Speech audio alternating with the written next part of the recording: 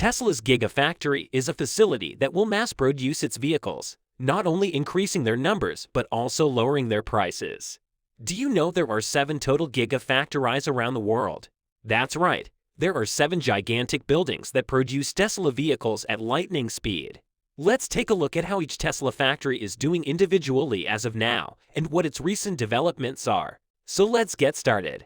Let's take a look at Giga Texas, one of Tesla's most renowned facilities. On September 17th, they announced on Twitter that production at the Texas Gigafactory had topped 10,000 Model Y cars. As we are aware, things have gotten off to a challenging start due to the fact that the initial deployment of the Model Y with 4,680 cells and structural battery packs did not go according to plan. This is certainly wonderful news for a facility that just began production in April. There were low deliveries, leading Elon Musk to joke about the plant being nothing more than a gigantic money furnace. But now that same money furnace is acting as a money printer. 2,170 Model Ys are now rolling off the assembly line, and production is scheduled to increase to 50 cars per week by the end of the year. Next, we have Giga Berlin, Tesla's factory in Germany. Europe's statements have been Tesla's intentions for manufacturing batteries and expanding at Giga Berlin have been dispelled by reports out of Germany this week. The concept for Giga Berlin was to construct the Model Y with 4,680 battery cells, structural packs, and front-end castings. As a result, it would have been the most technologically advanced model. However, that didn't quite work out the way we had all anticipated it would. A problem with the 4,680 delayed the entire process, and the plant eventually started producing the normal 2,170 cells and skateboard packs. There has been no indication as to when this facility will switch to 4,680 manufacturing, which has caused some individuals to wonder if this will really happen. It is still possible that a battery facility at the Gigafactory site, which has been rumored to be part of a larger expansion proposal for 100 hectares, will take place at all. The proposed battery factory would make sales for Tesla automobiles constructed at Giga Berlin and create approximately 20 jobs in the area. Tesla has put high priority on bringing as much production loop as possible in-house to cut down on transportation expenses and increase productivity, although earlier reports suggested that the expansion might be put on hold for a number of reasons. There was no mention of the massive development plan anywhere on the agenda of the town council meeting they were holding. In a story published in the Wall Street Journal, it was claimed that Tesla would abandon to assist Giga Berlin in obtaining additional tax incentives under the newly enacted Inflation Reduction Act. It moved equipment from Germany to the United States instead of building 4,680 cells at Giga Berlin. Since the United States offers enormous tax incentives on battery cells and packs made within the country, Tesla already possesses a sufficient amount of cash to work with.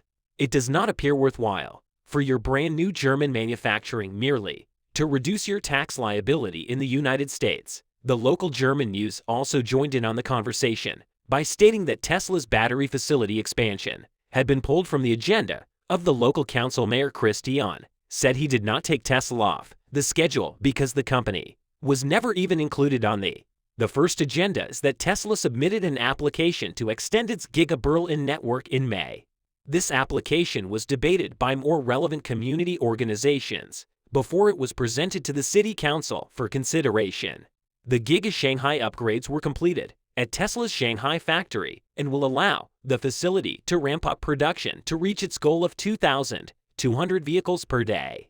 As confirmed in a recent announcement by the Shanghai government, the new production lines will be tested from September 19th through November, and the recent renovations will likely result in significant increases in output and employment.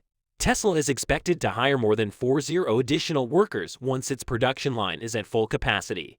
Grace Dow, the Giga Shanghai supply chain is 95% localized, so any increase in production would result in a bump to the supply chain. Tesla has also been ramping up new factories in Europe and North America. The factory has been Tesla's main export hub, but it has had a difficult year due to a big suspension. In spite of China's stringent measures to combat COVID, Giga Shanghai shattered production records in June despite these obstacles. By the end of 2022, Tesla expects to produce approximately 50 vehicles a day at the facility number 4 Canada. Finally, we have some news about the upcoming Tesla factory in Canada.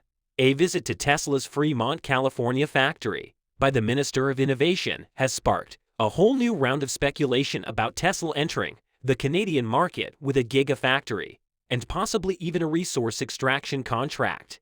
Although Minister Champagne stated that he visited the site to discuss how Tesla's vehicles would function in Canada's harsh winters, Tesla cars have already been operating in Canada for some time now, so the discussion was likely more about Tesla's relationship with Canada going forward.